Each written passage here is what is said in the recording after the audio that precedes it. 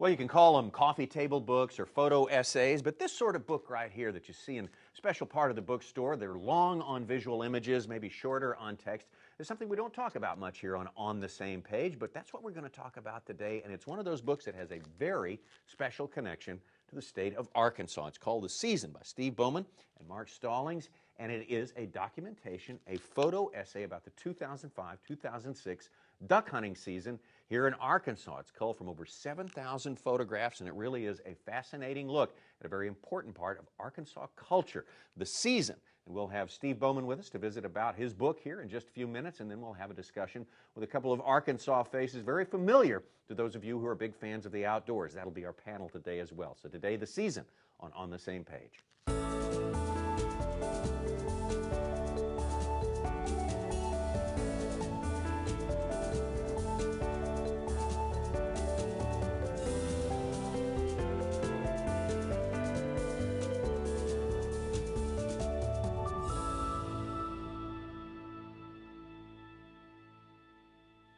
Well, glad you're with us. We're coming to you today. We usually come to you from a bookstore somewhere, and today we're coming to you from the studios of AETN, and the only reason we're here in the studios of AETN is because at the time we tape this show, it's a little too early to get in the duck blind. Duck blind would be a most appropriate setting for today's book. Of course, again, the book is The Season, and Steve Bowman joins us here. Steve, great to have you with us. I want to tell you about Steve Bowman. Steve Bowman, most Arkansans probably know Steve Bowman as the former outdoors editor for the Arkansas Democrat-Gazette for how many years? 14 years. 14 years, my goodness. Well-known, nationally known outdoor writer, Steve Bowman. He's the editor, founder, publisher of Redfish Nation magazine, and an executive editor now with ESPN.com. And by way of disclosure, I need to say that Steve and I work for the same company, JM Associates in Little Rock, Arkansas. We're also good friends, but I don't consider any of that information is going to take away from what we have at hand today. A book that is very much appropriate to Arkansas and our audience here on the Same Page. The book, again, is The Season. Steve Bowman, a story and pictures of a season of duck hunting in Arkansas. What season was it? It was last season, the 2005-2006 duck season. Basically, we started, the whole emphasis behind the book was I'm going to lay my gun down and start taking some photos. And one of the ideas that I had was I'm going to go to a bunch of duck clubs, and I'm going to chronicle a hunt at specific duck clubs. Well, 2005 was the driest year, one of the driest years on record, and of course a lot of duck clubs said, we don't want you to come. I'm like, okay. So I kept the gun in the case and kept shooting photos, and as I traveled with a lot of different guys, and not necessarily club hunting, but just places, I'm like, there's a story to tell here in what a duck season looked like. Yeah. Whether it's dry, wet, or otherwise. And that was, by the end of the season, Mark Stallings and I had taken over 7,000 images. Wow. Of guys and women and children doing what they do in the duck woods. And it was really a kind of a neat experience because I've duck hunted all my life, typically with a gun, and just to have it look at it from a different perspective and start looking at it from an artistic way was kind of eye-opening from someone who thought they knew it pretty well. Pictures by you and Mark and James Overstreet as well, sure. I think is also another contributor photographically to this book, are terrific. It does tell a story in pictures, but what was the deep-seated purpose in this? Did you want to tell a story? Did you want to make a historical record of a culture that's very important to our state that may be gone someday, or will it ever be gone someday? That's a three-layered question for you right there. I hope that it's never gone, at least as long as I'm around. I think the one thing that the driving force behind any of the works that I do on duck hunting is I get a lot of responses from people all over the country. They know everybody equates Arkansas with duck hunting. But then their second response to, once you tell them you're from Arkansas and you're duck hunters, I just don't see the attraction of standing in waist-deep, muddy water on a freezing. What do you get out of that? What is, what's that all about? And when you think about it in those terms, duck hunting isn't too appealing when you think about freezing water and leaky waders mud and crud and just everything that can go wrong will go wrong.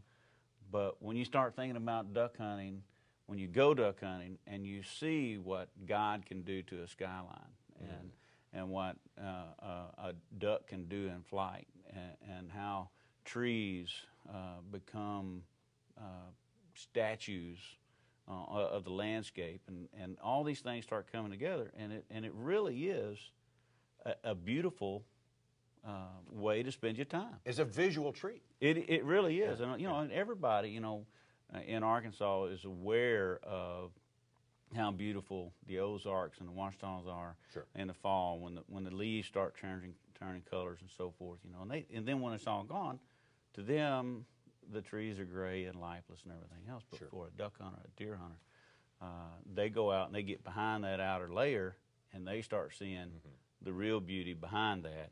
And that's kind of where the season comes into play. I just wanted to show a little bit of a different look. It's not just mud and crud. There is some things that a grizzled old duck hunter actually takes his breath away and says, "Oh my God, that's beautiful." Do you think you were successful in really getting a hold of that visual aspect? It is hard to describe. I mean, when you look at the proposition of duck hunting, just as you say, it doesn't sound that appealing. But when you get out there and you experience the thing as a whole, let's go through the book. Let's look at the way you lay it out. We start out with a chapter called Anticipation, which is I think it's important. The words in it are as important as the pictures there. The pictures really don't get started going in that chapter. Well, a lot of people don't know unless you're a duck hunter. They don't understand that guy who's maybe starts wearing his camouflage hat in September, driving around a truck, got his duck call hanging off his rearview mirror and things like that.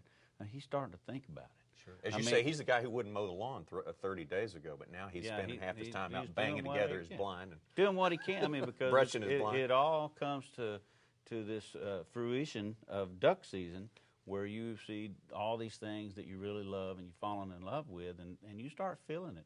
I'm telling you, when September gets here and the first cold front comes, there's not a duck hunter in Arkansas who doesn't step out in the morning, and it doesn't matter what happened the night before or what's going to happen that day. He wakes up happy. Yeah. He's thinking about it. My dog, first cold front, starts pacing in front of the fence. He knows that it's fixing to happen. And that's, there's just something special in that. Yeah.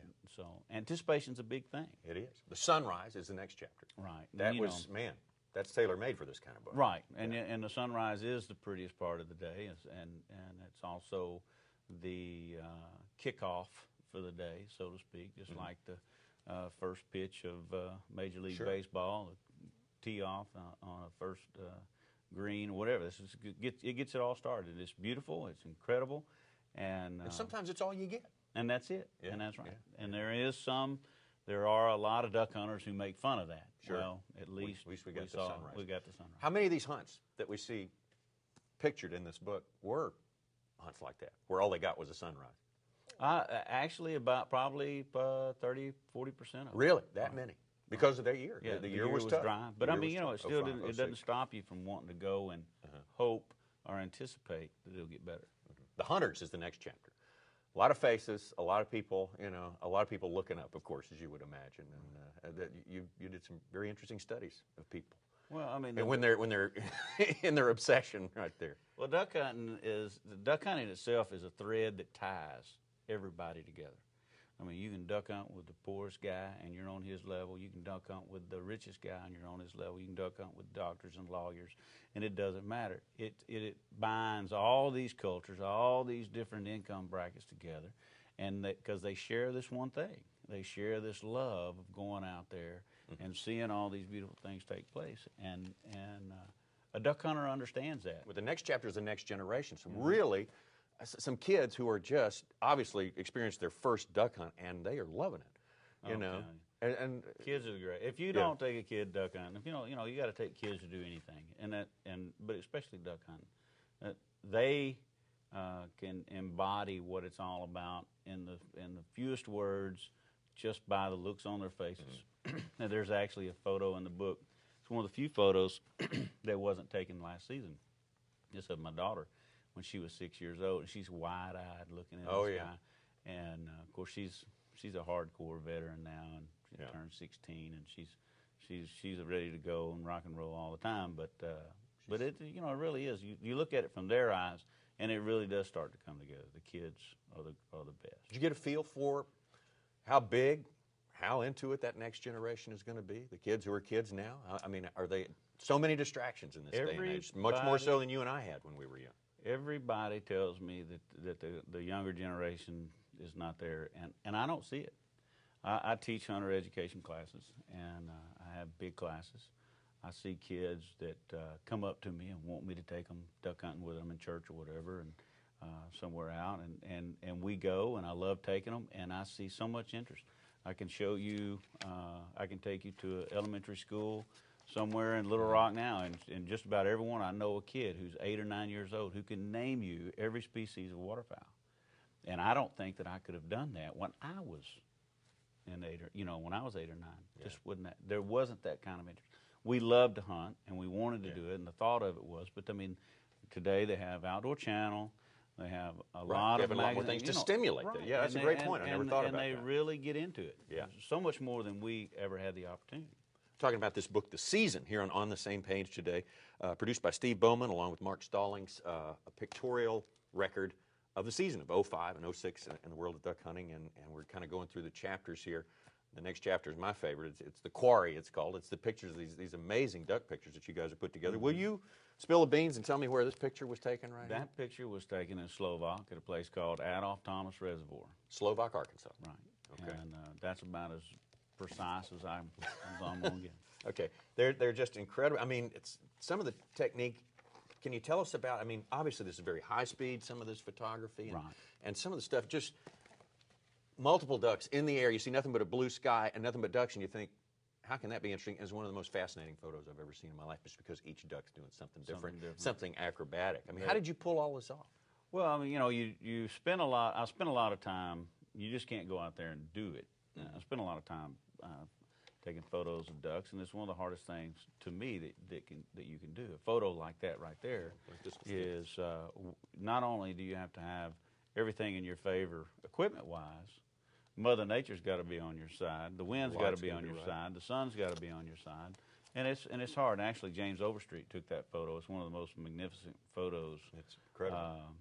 Of the year, and one of the reasons why I said, James, I got to use this photo. You're going to be a contributing editor in our book, and it was taken in Ball Knob, Arkansas, in a rice field there, a friend of ours.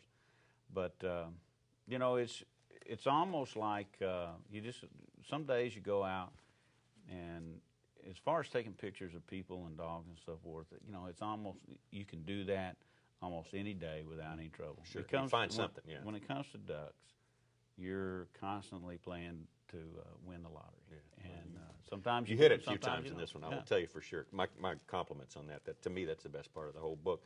The retrievers are pictured. Let me ask you one more question about why can't nobody would ever sit and watch 100 quail for 3 minutes. They wouldn't watch 100 egrets, white egrets. They all look the same, but ducks all look the same. Why can we sit there and watch them for hours and hours on end? What's different? Is a duck a different sort of? Is it not a bird really? Is it more like a? Man, there's something about question. A duck. Yeah. I think a lot of one is the quail is he spends his time trying to hide from you, and while you can call quail, you really can't call quail like you can a duck. Yeah. I mean, we have a relationship with our waterfowl, whether it's a duck or a goose or whatever. I mean, I can put a call around my neck and go hide somewhere and throw out a couple of decoys and make a few calls, and I can have a conversation with a duck, and we can see that duck respond to our conversations by how he moves his wings or moves his head or whatever, Instant and then feedback, eventually, it's kind of a neat deal. I mean, there's not many places that you can do that. You can do it with turkey hunting in some instances, but from a waterfowl standpoint, it's all out there and it's all out in the open, and you can see it, and you can enjoy it. And it is fascinating, and it's well portrayed here in this book, The Season. We have some great shots of retrievers. That's the next chapter there, the watch. And in the watch, you make a point about something that just about every newbie duck hunter is ever told, about not looking up at those ducks. What would you tell us about that? Share that with us. Every duck hunter that has gone with the grizzled old guide or the grizzled old man that taught them keep them head down, boy. And, you know, next thing Don't you let know, them see the whites of your eyes. Or right? anything. You know, they see the white. Well, and really, it's the moon face and so forth. But you know, I started realizing that a lot of the guys and kids would keep their heads down and looking at the floor, and then when you'd say, "Okay, here they come," they miss the whole show. Yeah. And there's not any reason to do that. I mean, I would rather not kill a duck, Sure. as you know, if I was going to miss the show. And so, you know, really a lot of what the watch is we spend 90% of our time with our faces and our eyes, point sky, we're looking and hoping. And when it starts happening, the wrong place to look is down. Oh, yeah. We want to look up. You have to look up. And if that means just stay hid at that point in time. That's right. If you're going to keep looking down, you need to get the book, because that's the only way you're going to see some of this great stuff. One more final thing I want to tell you: you have a great photo essay about the culture of duck hunting in there, and you know, it's really sort of mirrors the whole hunting culture in Arkansas, which is very strong. We've had conversations about how camouflage is a cultural marker for a lot of people, and I find this one fascinating. You could have done a whole book on that. Maybe you will do a whole book on you're that exactly right. As far as the culture, there are so many things, to the uninitiated, you just don't understand what that little DU logo. You know, when you drive down the road and someone sees that, it's on. You know, there's a brother in arms. You know, and there's someone who understands that I wake up in the morning and it's so cold that the watch hands are rubbing together, but you're going to go out and go duck hunting in the cold and the ice, and you're going to know that he's going to be there with you because he shared it with you. And they want people to know. You want to wear the DU pins or the ties, or you want to wear the camouflage belt, or you know, you don't have to go full bore. I mean, but you see a lot of folks who just love to have it. Women with ducks on their purse and on their shoes and that type of thing. It is an interesting culture. It is, absolutely. Again, the book is called The Season. If you're not so much into duck hunting, I still recommend this book to you, just because of the really striking photography that's in here and the great storytelling. If you want to get sort of some background before you get into this on the history of duck hunting in Arkansas and the status of duck hunting, Steve has produced another book, what, 4 years ago? That was actually 7 years ago. Along with Steve Wright, the Arkansas Duck Hunter's Almanac, which is fantastic. The photographic feed in this is the great research and acquisition of some old photographs that really give you some tremendous Arkansas history, not to mention just great hunting history as well. But again, the book is called The Season. And I tell you what, you know, duck hunters can sometimes be hard to buy for with Christmas coming on. So this is one you might want to take a look at least put on your list of things to consider. Steve, thank you so much. Thank you, Tommy. I really appreciate you having me. We're going to take a quick break. When we come back, we'll discuss the book with a couple of Arkansas readers who are also very dedicated outdoors people, so stick around.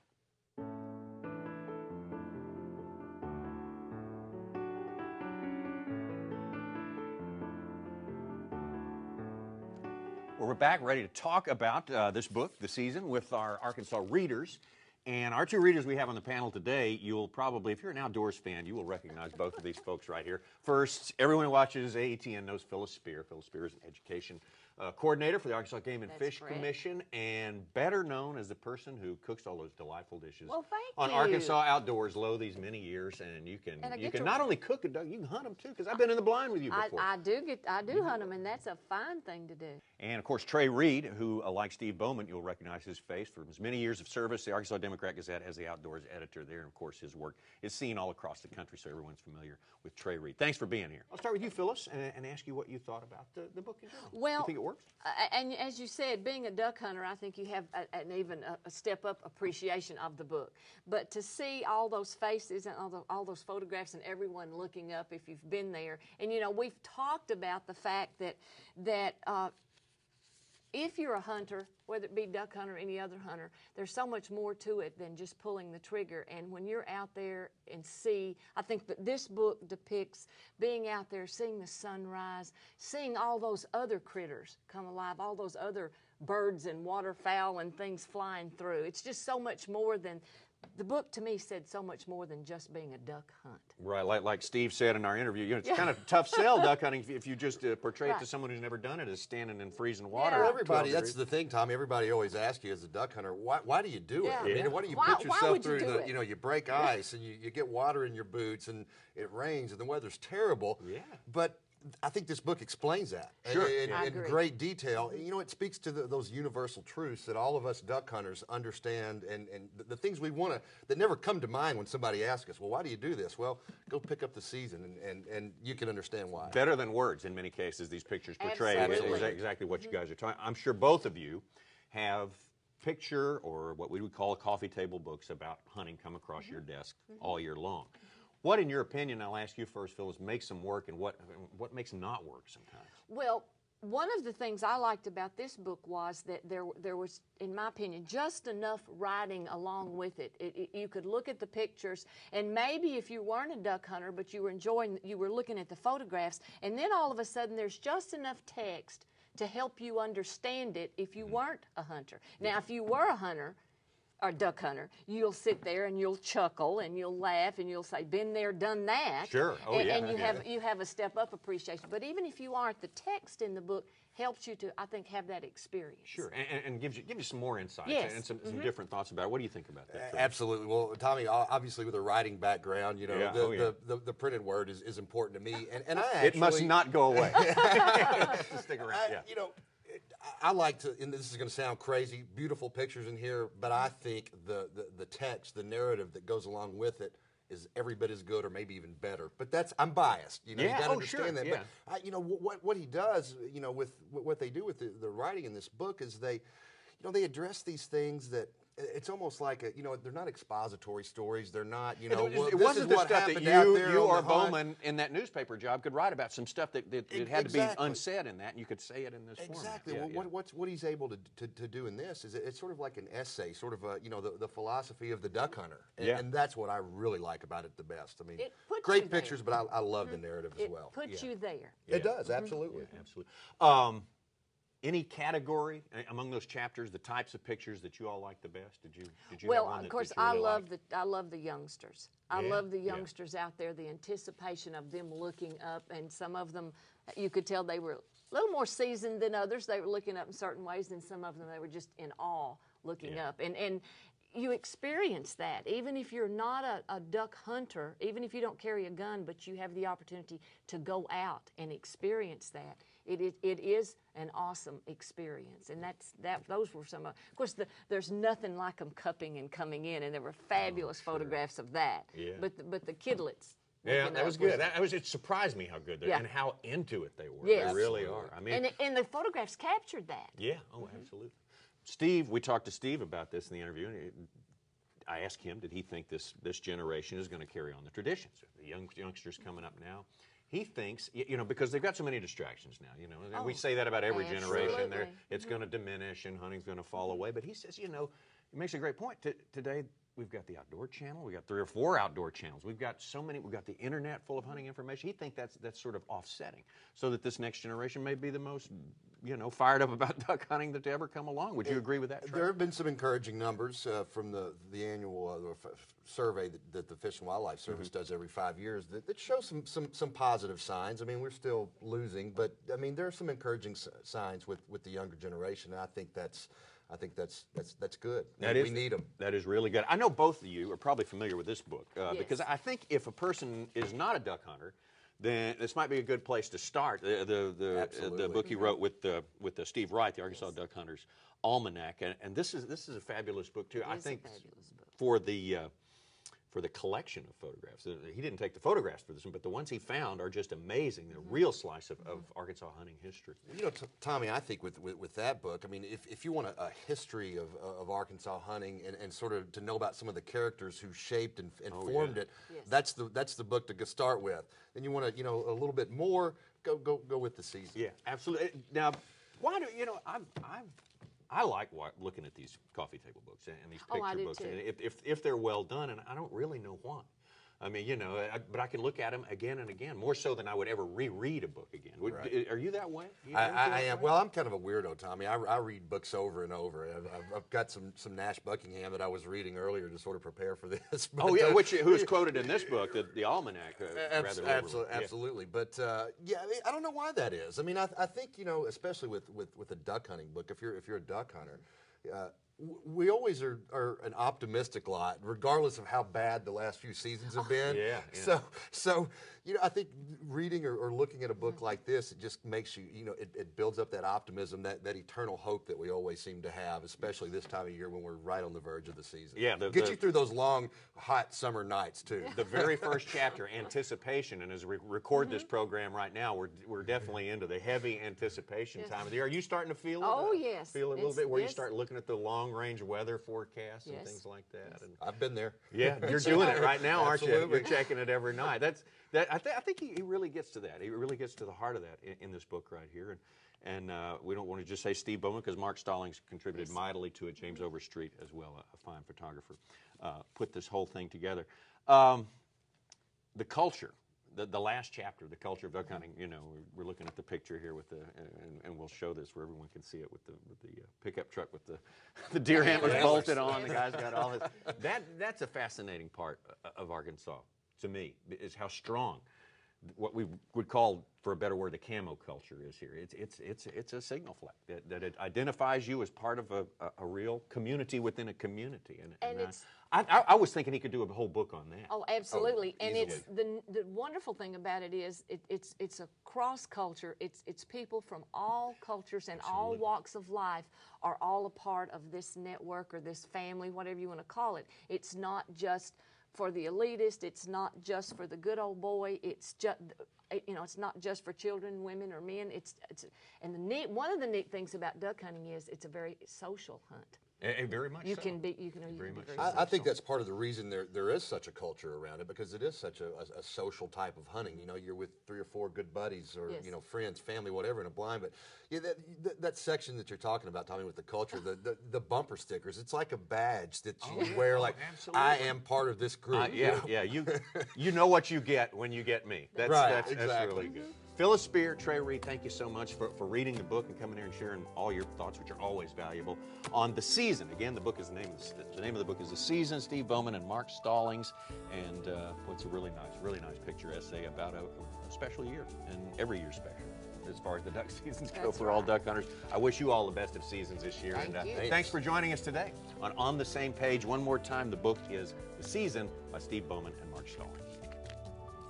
For more information about the book or the series, visit aetn.org.